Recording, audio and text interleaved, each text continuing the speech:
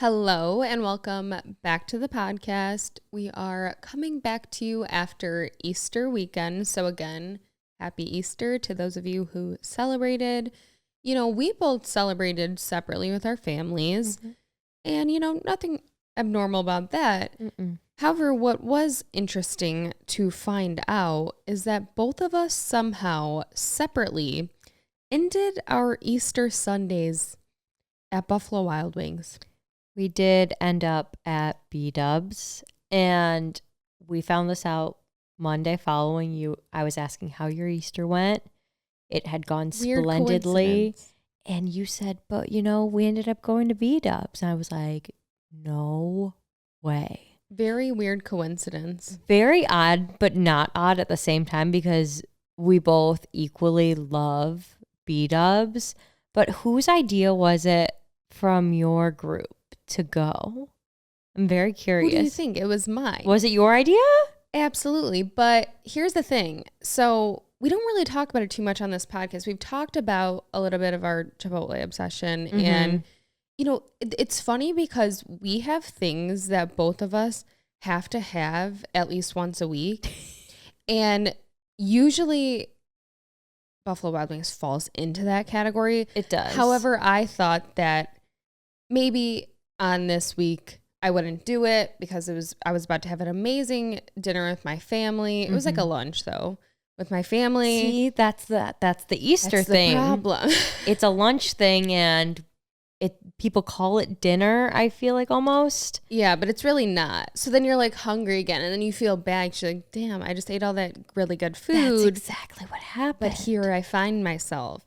And I've been addicted to the mild sauce, which I feel like is a little controversial. Really? From there since like high school. Can't relate. And I am the kind of person too, which I'm totally exposing myself at this point, but I buy the bottles. I will just go and buy the bottles and use it for other stuff. That's smart. It's very smart. But it's also just like problematic. Like it's an addiction. But I was disappointed that we both somehow ended up there. And also someone else was disappointed with B-Dubs recently because an Illinois man filed a lawsuit against Buffalo Wild Wings, alleging that the company misleads customers by advertising the boneless wings as wings when they're not actually from that part of the chicken. Buffalo Wild Wings, so ridiculous, responded and said, "It's true. Our boneless wings are all white meat chicken. Our hamburgers contain no ham, and our buffalo wings are 0% buffalo." Surprise, surprise. Who would have thought it? Great response, I feel like, for that situation. But yeah, I don't know why this person was so surprised. I just feel like whoever is suing Buffalo Wild Wings over that is the same person that would, purposely spill their coffee and sue because the coffee was too hot. That's, I feel like, the equivalent of this matter. Like, it is so You're just far gone and ridiculous. For something to sue like I'd be pissed if I was on Buffalo Wild Wings legal team and had to deal with this of all things. Clearly they're taking it as a joke, which I mean, yeah, but who knows? Is it technically? But what are you suing for? That you feel lied to? Like emotional damages? Like what are you suing for? A few years ago, do you remember Red Bull? Their slogan used to be, "It gives you wings." Yeah. And it still is, but they added, it's either a bunch of S's or a bunch of I's to the wings because I think it was a similar situation where someone sued because they really wanted wings. Yes. I swear. Out of control. Next thing you know, it's going to be like, well, the wings aren't wild. They're not even wild. They are wild. They're wildly good. This actually there's a similar case to this. A woman in Illinois filed a lawsuit against Fireball. However, I feel this one was a little more grounded. So Fireball has the mini Fireball cinnamon whiskey shooters, and they came out with another exact bottle, except instead of cinnamon whiskey, it just says cinnamon. And they put these out. They're half the amount of alcohol, but for the same price. And they said that they did it so that they were able to be sold in more stores, because some stores you're only allowed to sell beer or wine or malt beverages. And so technically this new concoction from Fireball is just a beer malt beverage. So it could be sold in more places. Dude, I have fallen victim to this. I for sure have, because for a white elephant gift this year, I got a tub of Fireball shooters, what I believed to be real Fireball shooters, and I got them at Target. The Target that only sells, because we have two Targets we have a lot of Targets near our house. One specifically sells wine and beer, and the other one will sell hard liquor. And I got it at one of the ones that just sold beer and wine, and was shook when they had the box. So you fell for it. I did. That's what I was saying right before this when we were kind of doing our research on this. I'm like, we've for sure taken and bought these other ones not knowing that they were. Because if you look at the picture, they are identical. Oh, identical? Besides that little thing at the bottom where it says cinnamon instead of cinnamon whiskey. So looking at that, and even looking at that just said cinnamon, I would think, oh, they just like changed their packaging or something. I wouldn't have thought it was a whole different product, but it is. So definitely got bamboozled there. Disappointing. And this is actually a case where I feel like, there's grounds for, we support the woman who filed this case. I do stand by this because I feel wronged. Yeah. A lot of people did. Also, though, this past week, it's Easter, it's springtime. Finally, we had some nice weather. Oh my gosh. It's been so good for my soul to be able to walk outside and not just be freezing. And I feel just like rejuvenated. Yes. It literally always reminds me of that sound. It's like, I'm starting to feel like myself again. Yes. Like that's how I literally felt. But I was also wondering, because every year around this time, I notice I'll like start doing things differently that I don't consciously know that I'm doing. And then I do them and I'm like, I do this every year around this time, because also like Snapchat memories will come up and I'm like, oh, I remember that. So like one of the things that is like subconscious built in me that I do every time this year, I start doing my makeup a little differently, where not for the podcast, because like whatever, this is just a different situation, but in the real world, I will apply makeup differently in the spring. Subconsciously, I just start doing it. And I think it's because obviously your skin starts changing and whatever, but I'm like, every year this time I start doing this, don't even realize it. And then after the fact, I'm like, I do this every time. You know what's weird? I started doing my makeup differently probably like a week ago. I went to get more like makeup, like different products. And yeah, it's something about like the weather changing.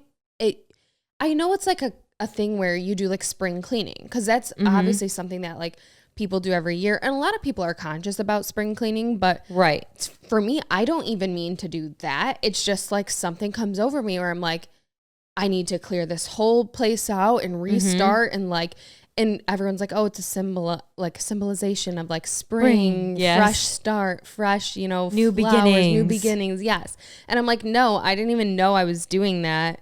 But now I'm like, now I'm being more aware of it, because I'm like, I noticed it with the makeup thing where like, I'll feel like I need to go get different makeup products. I need to stop using like, instead of using a beauty blender, I'll use like brushes. Yes. Why? Like, what is it? What is the psychology behind that? So I don't know. It's almost giving New Year's Eve, New Year, new me. But I feel like for us, since we live in the Midwest, it feels easier to do when the weather is nice and when you feel like more of a complete human being, because it's not so depressing outside and the sun is shining. Like, being able to leave work at the end of the day and it still be sunny out makes me feel like I can have a whole nother day on top of everything that I just accomplished.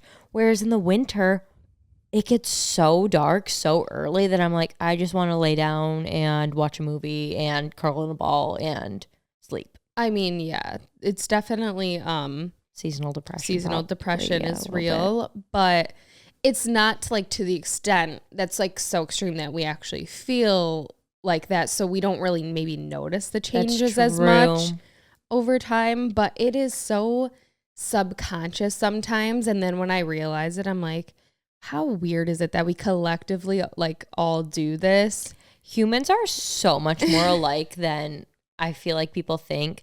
I always think back to on TikTok, or I feel like, I don't know, random social medias would be like, remember when you were little and it would rain in your car and you would watch the raindrops like race each other to see which ones could get down the window quick enough?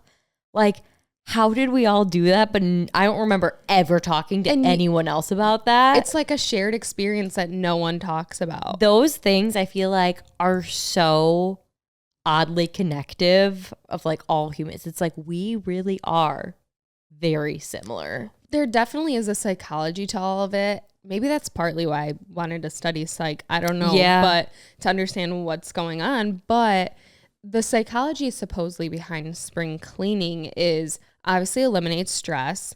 When there's clutter, you're more likely to feel stressed out, which I 100% agree. Oh, yeah. I am definitely one of those people, which this is also controversial, but when people are over and we're hosting, I can't let it be dirty. Like I'll start doing dishes while people are still there. I don't think people like that though. No, I feel that. And I think when I was younger, I would see parents do that at parties or like my mom do that at parties. And I would be so confused. I'm like, why do we need to clean it up right now? People are still here. I get like obviously throwing out your trash as you're going, but I feel now the same, like the urge to clean even when I'm out to eat. Like if like the tables, like if you get an app or something and the table starts to feel cluttered and dirty, I need to clear it out of the way. Or you like can't enjoy it. No. And I do the same thing when I'm sick. If my room is like messy, I cannot physically allow myself to rest and be sick unless I clean my surroundings. That one's interesting. Isn't it? Yeah. I don't know if I felt that way, but it's definitely, it's the psychology is just that if it's cluttered, you're going to feel more stressed and like you can't actually rest, which I 100% agree with. This episode is brought to you by BetterHelp. I talked about BetterHelp last week as I explained how beneficial therapy can be for helping us learn about ourselves and grow. As many people go through different chapters in their life, they want to continue to show up to these new ventures as their best selves. I'm personally at one of those stages as I just recently got engaged and I'm entering a hugely important new chapter that I want to show up to as my best self. That's why I love BetterHelp. Therapy is all about deepening your self-awareness and helping you continue to show up as the best version of yourself. Therapy can teach you how to set goals, put up boundaries, use positive coping skills to manage stress, and overall empower yourself. If you're thinking of starting therapy, give BetterHelp a try. Just fill out a brief questionnaire to get matched with a licensed therapist and start showing up as your best self. Discover your potential with BetterHelp. Visit betterhelp.com/shady today to get 10% off your first month. That's BetterHelp, HELP.com/shady. Thank you to BetterHelp for sponsoring today's episode. But also, apparently for spring cleaning, it can actually improve your health. So according to the American College of Allergy, Asthma, and Immunology, ACAAI, a good spring cleaning can help you breathe better, which 110%, because if you guys saw my dog vacuum, I mean, the dust and like allergens that's gotta be in there are out of control. But I also just took and cleaned like the couches and stuff, and you don't realize how much like dirt and stuff is trapped inside until you do that, and you're like, ew, we were just living with like all of this, not realizing. And then here I am like kind of stuffy right now, probably from doing all this spring cleaning. Could be. but also increases productivity and is good exercise, which, again, 100% agree. I love that. Have you ever vacuumed? I mean, that's a full body workout in itself. I'm sweating by the end. So yeah, that's the psychology behind spring cleaning, and honestly, just what I've been doing this past. I love that week. I've been putting Evan to work. I'm like, we need to organize our basement. We need to do the outside. We need to do all this stuff. I feel inspired. I have not done enough spring cleaning yet. Yeah. But not so inspiring. We have Taylor Swift and Joe Alwyn allegedly broke up. So they began dating in 2016, supposedly. Was not confirmed until they were reported to be dating after they were spotted together at the Met Gala. Wait, was it at the Met Gala? No, that's where it gets blurred lines because... No, the Met Gala was in 2016 that they were supposedly dating at that time. They supposedly met at that time. Okay. And then that October is when they were confirmed to be dating. Because she was with either Tom Hiddleston or Calvin Harris during the time of... I think she was with Calvin Harris during the Met Gala. And that's where she met Tom Hiddleston, potentially Joe Alwyn, and then she was with Tom for a little bit and then started dating Joe. Okay. So it was a little bit of there's a lot going on at once. Okay, so a little blurry lines, but supposedly 2016 is when they first met, but they kept a very low profile, which she did that for a while there. Right, between 1989 and Reputation, it was virtually, she was not in the public eye. I think there was sparingly things that she would appear at, but other than that, we did not see her. So their first public spotting was the next year in December 2017, but they still remained very private and only lightly talked about their relationship. However, after that, he was credited as a co-writer on multiple of her songs, so he did kind of get into her world, and he was a co-writer on Betty, Exile from Folklore, and then he also was on Champagne Problems, Coney Island, and Evermore on Evermore. So he was definitely involved in that life a little bit, but that was at the time where she was not really going out, being in the public eye.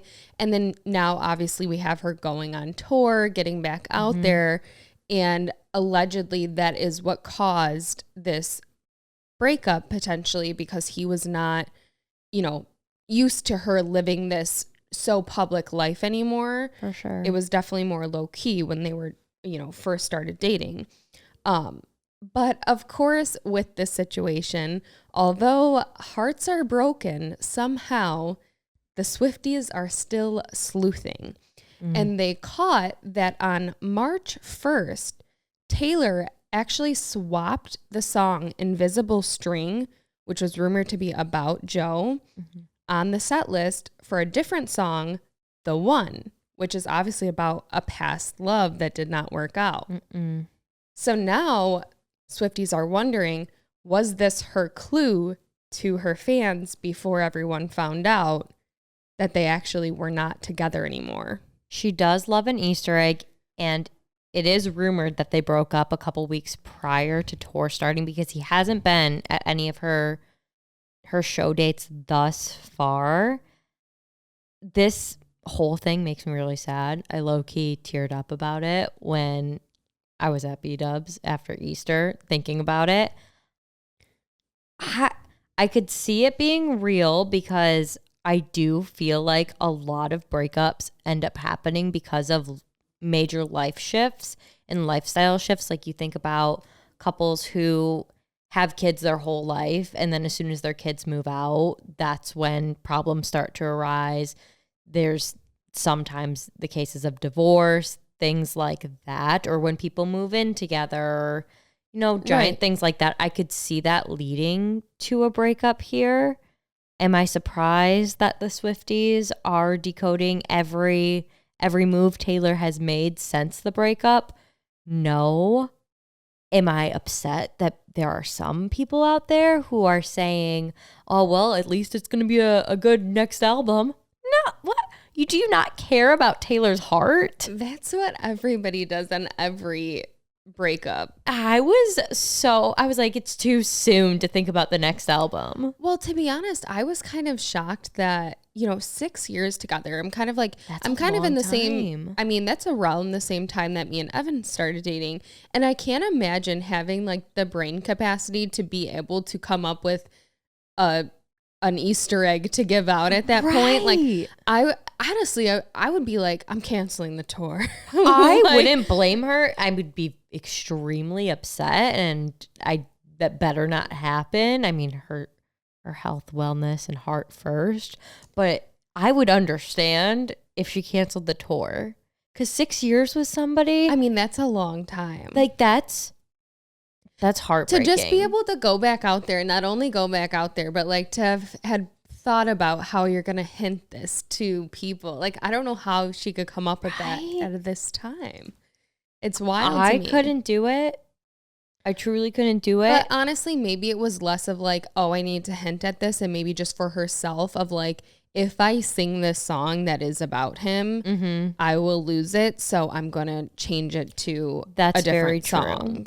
Because Invisible String is very much so. We were always meant to be together. Our whole lives have been leading us to be together in this moment. Yeah. She would definitely. It makes me sad to think. It makes me so sad to think about. I'm not trying to laugh. I literally cannot imagine being in that situation, but also like I said, to be able to come up with like, I don't think she even meant it to be like, oh, I need to drop them a hint. It was like, probably I can't do this, so let me replace this song. But you know what's interesting about the timing of all of this is that song change happened March 1st, but she's been on tour this whole time, and supposedly, according to the rumors, all the speculation, they've been broken up since tour started. Also, I find it odd that this news dropped the one weekend that she doesn't have tour dates scheduled, because she didn't have any concerts over Easter weekend. She had a break. So what do you think? What I don't know. I just feel like that'd be a convenient time to have this news break. Because you don't have to go out there. Because you don't have to go out there and perform, and it gives you a little bit of a buffer for people to cool down about it. But I guess to me, why would she then, if they supposedly broke up before the tour started, what would lead them to announce it change now? The song after the fact? Yes. That's the one part that I'm like, that's the missing piece in this puzzle, is why randomly change it.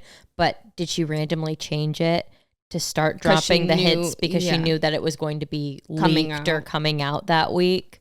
Could be. Possibly. Well, I'm sure we'll get more hints and Easter eggs along the way. Also, though, speaking of Taylor Swift, Millie Bobby Brown appears to announce her engagement to her boyfriend, Jake Bon Jovi, in a photo on Instagram with Taylor Swift lyrics as the caption. So she captioned it, "I've loved you 3 summers now, honey, I want 'em all." And they were dating since 2021 and confirmed their relationship in November of 2021, and now they are engaged. So congratulations, and maybe they'll get married at a Taylor Swift concert. That would be very exciting. Very cute. Probably sad for Taylor, though. Maybe don't do that. Yeah. You know what, guys? Maybe we should not have any more surprise weddings at her shows. It could be triggering. Seriously. Damn. Like, people just, what a time. Like, that was just such huge news. And I feel like there was even talk when that happened. Like, is Taylor Swift and Joe going to get married? Like, yeah, because they went through rumors of, are they secretly married? I remember those too. And then, dang. Well, speaking of also secretly dating, supposedly, here we are, back to our guy, Tom Brady.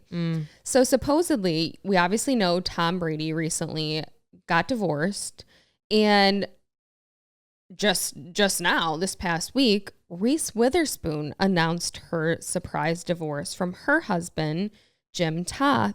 What? Toth.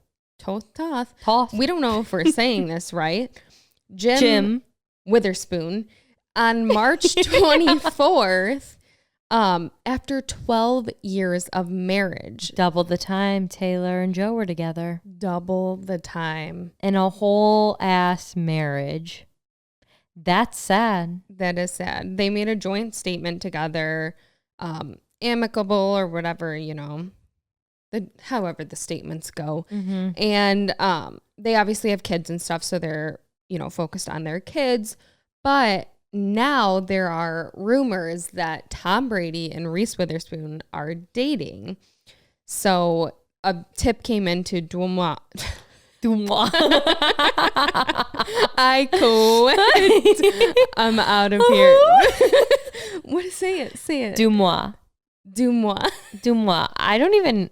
Yeah, I think I'm saying it right? I don't know. I don't trust me with pronunciation typically. Me neither. And I lean on you for that. I can't rely on you for this one either. Dumois. You're the Tom Brady knowledge I connoisseur. do. So. You know what?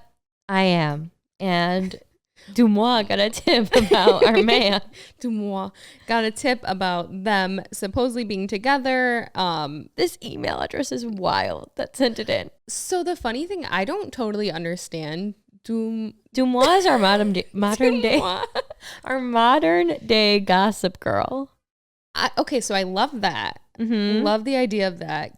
Don't even know how the hell you begin like that account, and people actually end up using you as a reputable source, right? But good for them. But what's so funny in all these is that all of the emails, if you notice, they're never real emails. They're always like hinting at whatever the subject is. So this email for the Dumois tip is legallyblonde@patriotsbuccaneers.com. So this was obviously about them. No, could have been anybody. And it says epic and unexpected celeb couple. So apparently they have never even met, as their reps said, but for some reason this rumor is just swirling. And I feel like this was like when we said, oh, Tom Brady is going to date Kim Kardashian next. Like, as soon as he became single, like, everyone was like, oh, he's going to date Shakira. He's going to date this person. He's going to date this person. Like, maybe he's not dating anybody. But speaking of Kim Kardashian, apparently she is going to appear in the new American Horror Story. So both Kim and Emma Roberts were announced to be in the 12th season of American Horror Story, with a teaser trailer that said the two are both delicate. Yeah, I was curious, like, what is that hinting towards? But I also have never watched American Horror Story. I don't know if you have. Okay, so I tried, and so I started when it first came out, and I feel like we were in middle school. Yeah. And I'm going to tell you what, it is traumatizing. You know, that is what I heard, that it is like exponentially, like crazily scary. It's not even like fun, scary, like, ooh, you're jumping. It's like dark, scary. So I don't personally watch it anymore. What I did like that they did was each season is a different like theme. Yeah. So they had like the circus theme, Coven. The church one or whatever it was. So they do that every time. So I like the idea of that. I love the idea of it. It's very creepy. See, and that's just not my speed when it comes to Halloween movies, Halloween activities. Yeah, like not too like seriously. Right. Dark. I need like cute, spooky. Like Hocus Pocus. Exactly. So I wonder how big her role is going to be too, because didn't they do a whole season with Lady Gaga? Yeah, and I think she was a pretty like predominant role, which she is an actress. She's in... Right, like that makes way more sense. I don't know how this is gonna go. Have we ever really seen Kim Kardashian act besides? She was in the Disaster movie back in the day. Oh, you're right. Yeah. Yeah. She did have a little like a little acting cameo. Yeah. Maybe it's just gonna be like a short cameo. It could be, or it could be a full blown. I don't know. She surprised everyone when she did SNL, and that is very true. Actually, I was impressed with that. She was very impressive as like a comedian in all of those skits. So I wouldn't be surprised. I feel like if she's in the entire season. I kind of wonder though, like, what is the move behind that? Like, why American Horror Story? Why? I don't know. Like, there's got to be something more to that decision for her. I feel like there's a new season of The Kardashians coming out soon, and that we will get more answers at that time. I feel like it's coming out really soon. I see. I have no clue, but I guess we'll keep an eye out for that. But speaking of very creepy, you know, we have talked about our own personal experiences as young children making the poor decision to play with the Ouija board. Well, it was a very poor decision, apparently. Truly. Considering that 28 girls were hospitalized with anxiety after playing with the Ouija board. So, you know, they're calling it anxiety. However, the symptoms are fainting during school. I'm sorry, but if you told me you played with the Ouija board, now you can't stop fainting, I'm like, something's wrong. You're possessed. Like, something, seriously, like, that's possession. I don't know if that's anxiety. No, I feel like with 28 girls, there's no way all 28 are purely fainting from anxiety. So, did you ever watch Riverdale? No. Okay, so in spoilers, I guess. I feel like it's been way out for a long time. Yeah. But in Riverdale, which I didn't finish, but to the parts that I got to, this little like cult thing came around and they were recruiting people from school. And people would randomly like have fainting seizures. And this is what it reminded me of, like just people dropping all over the place. Like the nurse in this case, this is in Colombia, was saying that 3 to 4 people were getting sent to the office from fainting at a time.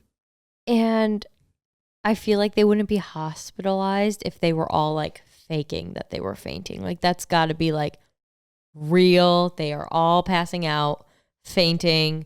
We should all be alarmed. No one ever play with a Ouija board again. We're lucky to be alive. No, we truly are. Bro, I'm scared. No, it's I'm going to be scared driving home now. It's definitely like a weird timing to bring this up after like we just randomly got that call that I talked about, like the girl who called and was like, "Oh yeah, I remember we used to play the Ouija board." I'm like, "Oh, well now these girls are hospitalized." There could be long-term effects that we don't yet know about. We need to do like a deep dive. Like, what is this? Have they studied this? What is the phenomenon behind this? Yeah. Not good. We're lucky. We need more information, but not firsthand information. Correct. Okay, because I'm just drawing a line there. I will never be in the room with one of those things again.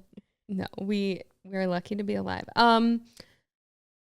Also, you know, lucky to be alive. I would consider myself for very many reasons. One, surviving the Ouija board. Two, all the times that I put myself in direct, immediate danger for animals. Some would say life-threatening. Not even my own animals, just animals in general. Yeah, and an activist. I don't know if I would say that. But no, so I talked about on the podcast how 4th of July, I like ran out in the road and stopped the car that was like about to hit the neighbor's dog. But there are also times, I don't know if I've talked about how Wolf doesn't get along with other dogs. So I haven't. So on multiple occasions, you know, when we would be walking Wolf and other dogs in the neighborhood would either like not be leashed or get off leash and come running at us, which I don't know these dogs. I have multiple times put myself between me and the dogs, the two dogs. And that's just not smart. And then also just recently this past week, another neighbor's dog got out, was running toward the road. I was driving, just pulled over and jumped out of the car, started chasing the dog. And every time this happens, Evan gets so mad. He's like, why would you do that? Like, you are risking your own safety for these animals that you don't even... No, I get that. I can't help it. I don't know what it is. I've been in situations where I was driving through my sub once and there was just a dog running around, running into the street and running around, and I pulled over and went to see if the dog was okay. And eventually, like, the owner of the dog in the house came out, and I don't even think they even cared about the dog. They didn't seem concerned about its well-being. And I was like, I was about to take this dog in as my own. Every time like a situation like that is occurring, I am literally just acting like this is my life mission to save this one this animal. Is what I was put on earth to do. But it's so funny because even in those situations, like this dog, the last week that I pulled over and was like running by the road to catch the dog was a huge dog, like big Rottweiler dog. And, you know, my first thought is never like that dog could also be mean, like, or not like people. And, you know, Evan's first thought is like, what if that dog bites? Like, don't go over there. So shocking that is Evan's thought, because I'm glad he can think rationally in those situations, but not me. I'm like just running out there. But it did get me thinking, you know, like we have changed so much as a society of like animals are now literally people consider them family. I think the statistic was like 90% of people consider their pets to be family. Oh, yeah. And I'm like, this could not have always been the case where humans were willing to put their own safety at risk to save animals, because we would just not be here. Like survival of the fittest, like we would not even exist probably, right? That is a good question to ask. But definitely now, most people I know about would probably save an animal and risk their lives. I would risk my life to save Corona's life. That is my dog. So she's 10. She was named after the beer. Sorry, I just had to make that remark. I don't blame the family. Delicious beer. But no, so I actually wanted to look this up. Like, why do humans care more about animals than humans sometimes? And so there are studies that actually confirm this phenomenon. So there were 2 sociologists at Northeastern University that tested the claim that people are more upset by news stories of animal abuse than they are about attacks directed towards humans. So the researchers, Arnold Arluke and Jack Levin, did the study in Boston, and they had the subjects not knowing that these articles were fake, and they gave them one about an animal getting hurt by a person and another about a person getting hurt by another person. And after they read these stories, each subject completed a scale that measured how much empathy and emotional distress they felt for the victim. And the stories where the victim was a human adult had the lowest levels of emotional distress by the readers. And the winner, when it came to evoking the empathy, was a human infant, but then followed by a puppy, and then followed by an adult dog, and then followed by a human adult. Interesting. So the human adult was the last in the list of things that they felt empathy for. The reasoning that the sociologists believe that the reasoning behind this is that humans are more likely to feel the most empathy if they feel that the being is the most innocent and helpless. So that actually makes a lot of sense. The baby and the puppy. So it does make sense when you like word it like that. Right. But there was another study done where psychologists at Georgia Regents University studied 573 people, and they looked at a bus crash scenario where if they asked the participant, if this bus was crashing, who would you save? And they gave them 2 options. And it was between dogs, humans, strangers, people that they knew. And they would just ask them, like, if it was, you know, your best friend or a dog, what would you do? And in most cases, they would pick the person that they knew. What would you do? But I can't answer that. No, I am like most people in this study where it's, you know, it depends on like the relationship that you had, or like even if it was your own pet versus like a strange pet. Mm-hmm. But what they found interesting was that people would sacrifice a tourist that they didn't know, so a stranger, for not a generic dog. They would sacrifice the stranger for their own pet, but not for a dog in general. Okay. So it also depended on the relationship that they had with the animal. Pet. I don't think that's the case for you, though. I think you would pick the dog. In general? Over me? Yeah. Over you? I thought you were, first of all, I thought you were going to say a stranger, which would have been better than saying you. I'm concerned. No. Listen. But it just blows my mind because it's a very common situation that happens now. And also in the study, they found that women were twice as likely to save the animal. That makes sense because Evan doesn't want to save the dogs. I don't think that is the case, Brittany. You're out here just trying to making accusations, accuse us of things.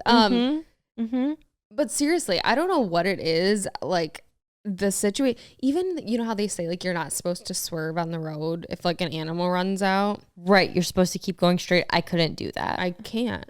I physically can't. Even if it was a large deer. Oh, I don't know about that. I don't know what I would do. That situation. You're supposed to keep going straight. I know. Because you have your best chance of survival. I'm really nervous about my face in those situations.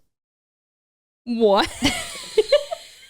Because I feel like, okay, so you're driving straight forward and there's a deer. And the deer starts running at you. And then they're not running at you. They could. You don't know. They're running across the road. Yeah, but then they get, you're driving. Deer stops. Deer in headlights. It looks right at you. Correct.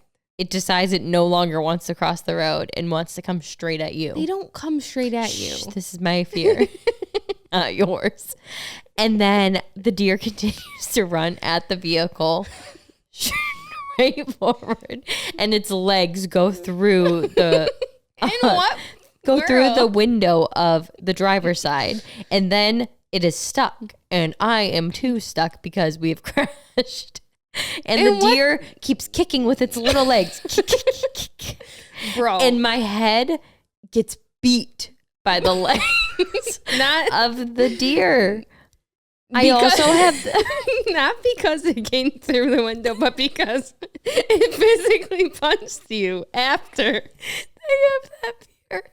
That's crazy. I also have a fear that when I'm drinking something out of a straw when I'm driving, I'm going to get hit and the straw's going to go through the roof of my mouth into my brain. That's really specific too. Did you ever try not to cry right now? I have a lot of fears. I'm not even going to lie though. When I was younger, I remember like my mom specifically not letting me like walk around with anything in my mouth because she'd be like, you're going to trip and fall and it's going to like... You're going to choke and die. Yeah. But, yeah, not specifically a straw. Like, what kind of straw are we talking about? Metal or something? No. Plastic straw. That's crazy. Also, did you know that you're not supposed to wear, like, a hair clip in your hair? Yeah, well, I have a hard time getting my hair in a claw clip to begin with, so I'm not too worried about that. But my thing is I feel like people exclusively wear claw clips if they're like on a road trip or traveling somewhere. I for sure wear it in the car. I saw a video though actually after that came out. So like a video went viral on TikTok of somebody saying like if you wear the claw clip while you're driving and get in an accident, it can go through your head and like get stuck in your skull. Terrifying. Mm-hmm. But also I saw another like follow-up of somebody got in an accident with the claw clip in. Mm-hmm. And they like gave her back the claw clip. It was unharmed. Didn't even break. Her skull wasn't harmed? No. Oh, so she was okay. Yeah, like they just handed her the claw and she was like, how did that thing not even break? Like that is alarming, but also how do you like relax in a car with a claw clip on the back of your head? You don't. But so what I do, which this is not advice because like you shouldn't drive with them anymore, but when I have, I like have to put my seat back and like sit up from my seat because it's like not comfortable. Or even like a bun sometimes. Like my bun will just be like stuck on the thing. And I'm like, this is uncomfortable. Yeah, that's just the problems with being driving. There's a lot of problems we have with driving, but specifically those.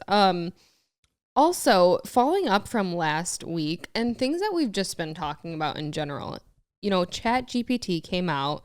We were talking all about what are teachers going to do now that you could easily have Chat GPT write you a 5-paragraph essay, write you a 10-page essay, write you basically any work, any prompt that you get from school. Chat GPT could write it for you. Mm-hmm.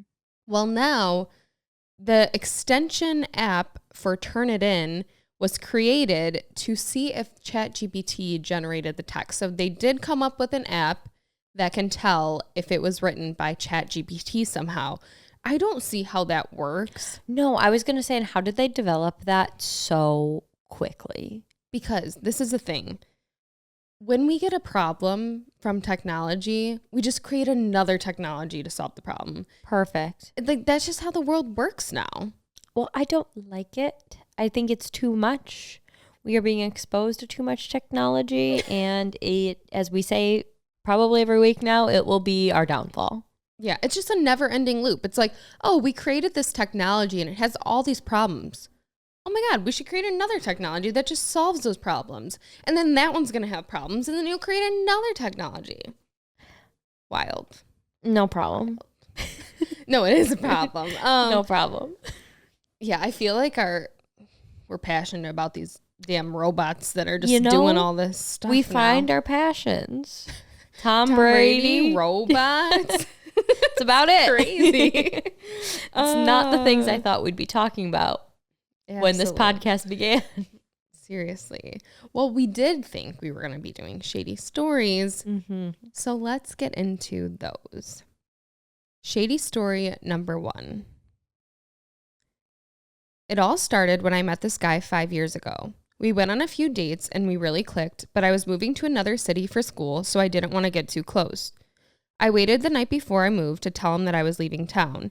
He said that he was going to a concert in that city 2 weeks from then. Despite me not wanting to catch feelings, we continued to talk until the concert weekend. When he came to town, we spent just as much time together as we could, and at the end of the weekend, he asked me to be his girlfriend. Since I was working full-time and going to school full-time, he would drive up every weekend for the first few months. We ended up taking a big leap, and he moved in with me. We lived together for about 4 years. The last year that we lived together, he became an even bigger partier than when we first met. He always went hard when we went out, but it started to become a real problem. It got to the point where I would come home from work and he would be drunk every night. Through the last year, there would be certain days where he would turn off his location and I wasn't sure where he was. I started to suspect that he was cheating on me. I tried to talk to him about what was going on, but it was always vague answers. The more he would disappear, the more I would know something was wrong. One night when he got home from work, he sat me down to reassure me everything was okay. He explained to me that he knew he had a problem with drinking and was going to AA meetings. He would turn off his location because he wanted it to be private and he was ashamed. I told him that I would be there for him 100% and what he needs. After this conversation, he became more distant. At this point, we had only 2 months left on our lease and I knew we had to talk. I wrote him a long letter of what I needed out of life and I read it to him. He told me that he couldn't give me these things right now and that we should move out and live separately. He said he wanted to stay together, but he needed time and space for him to work on his issues. We continued to work on our relationship for the next couple months apart, and when I would see him, he would tell me he was getting better. One night when I was out of town on vacation with my best friend, I received a call from another one of my friends. She told me that he was seeing one of the girls in our friend group. He lied to her and told her that we weren't together anymore, and she found out that we still were. She was so sorry and sent me all of the receipts since he would not admit that it was true.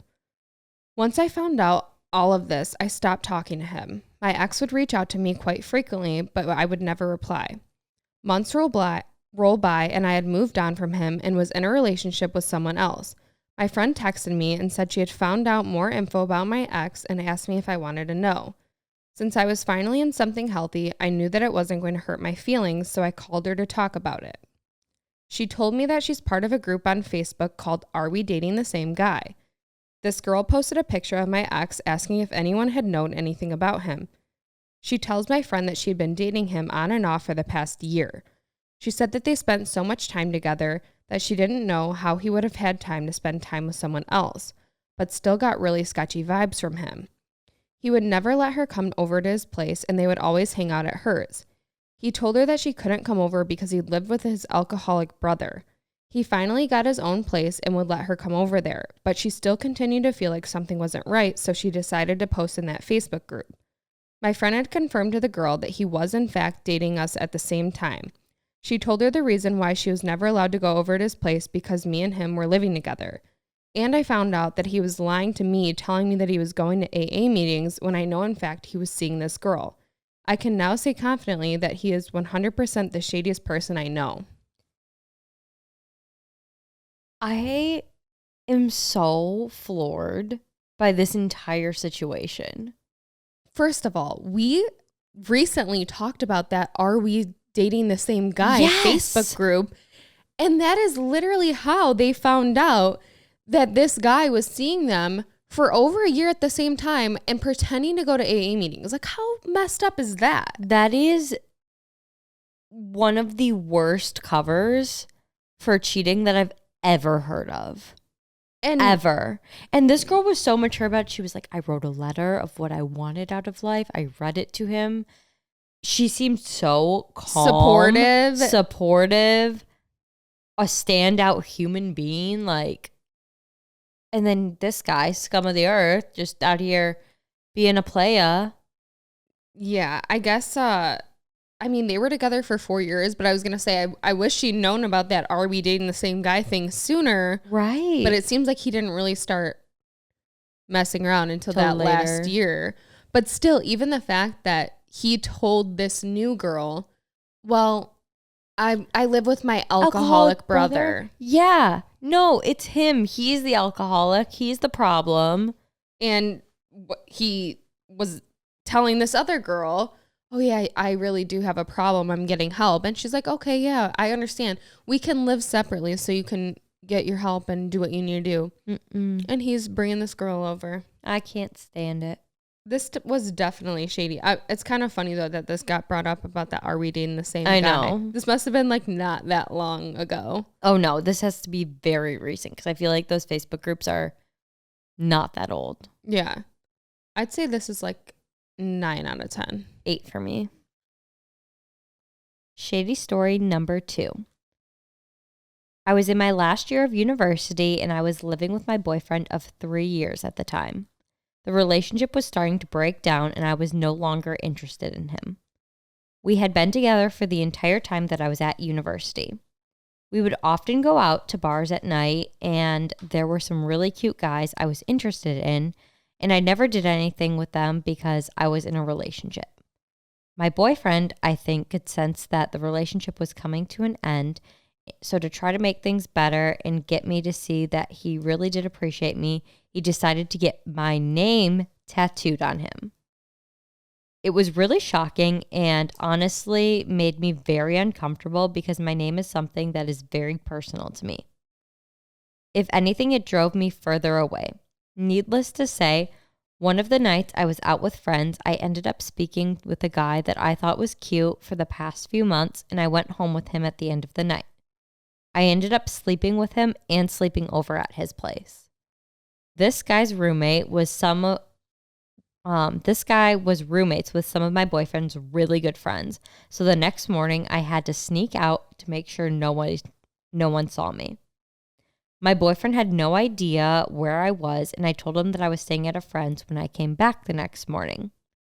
I knew after this I had to end things, so the next day I broke up with him. To this day, I really don't know if he knows that I cheated on him or what truly happened to me that night. Damn.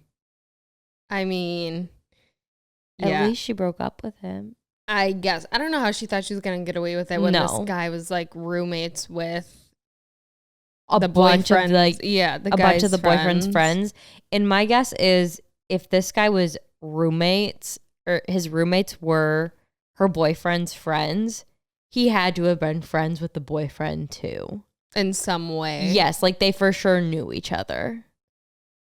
I guess this just really goes to show that getting a tattoo of the other person dooms you. It's not, It never works out. Not a good idea. It's not a good idea. Don't get names tattooed. It dooms you. Mm-mm. I'd say this one is like 6 out of 10. I'd say 7. Kind of funny. Shady story number 3. When I was in college, I wrote for the student-run newspaper. Whenever I'd walk into the office, there was a plate out with candles. I would always take one as I walked and talked with an editor. One day, it wasn't candles, it was condoms. I wasn't sexually active at the time, but I took one anyway. There was another use that I found for it. My roommate had one of the crappiest cars I'd ever seen. It was a Geo Metro that might as well have been built in the 19th century. I'm pretty sure the composition was about 50% car parts and 50% duct tape. He never locked the doors because we lived in a safe area. And even if someone were to break in, what would they steal? The car? He wished he was that lucky. Then his insurance would be able to replace it. So I went to the grocery store, bought a can of whipped cream, and sprayed it into the condom. I opened one of his car doors and placed it in the passenger seat. Later that day, he told me he knew right away that it was fake because it smelled sugary to him, but he still learned a valuable lesson. Theft isn't the only reason you should lock your doors, and he never kept his car unlocked again. What is this? So, I'm just saying, like, why this guy supposedly picked this used condom up and smelt it? Like, in what world? Yeah, what? In what world are you not grabbing like 10-foot tongs and tossing that thing out? And of all places on a college campus that somebody needed to supposedly like have intercourse was this guy's beat up car. Like they were like, oh yeah, just 1 second. Let me go in this unlocked car. I don't know how. What? It was supposed to be a prank. It was supposed to be a funny prank, but right. like in what world would like someone fall for that prank? I don't know, man. I'm not gonna lie. Have you ever seen like condoms in really random places and you're like, how did that get there? No. You haven't been like walking outside and like seen one on the side of the road and been like, what? How did that get there? So. Oh, Have you? Yeah. Is that like a thing at MSU? I wouldn't say MSU specifically. I feel Really? like in general. Like, you never at like the local weird mall parking lot. Like, you never seen one? Maybe. Okay, because like for sure. I mean, like, not that I didn't investigate it. Did you smell it? I didn't smell it. And no, like, what the heck? I don't know what went on. This one is like 3 out of 10. I was going to say 4. It's not that shady. It's just silly. But yeah, that concludes today's episode, and keep submitting the shady stories. We love them. Also, for the Patreon, we're going to do this week, we're doing behind the scenes, kind of like how the podcast process works each week, how we come up with the episodes, what we do after we film. Mm-hmm. And then eventually too on the Patreon, we will do like a studio tour of like the whole, studio. So if you are interested in that, make sure you sign up for the Patreon, and we will see you guys in the next episode. Bye, everyone. Bye.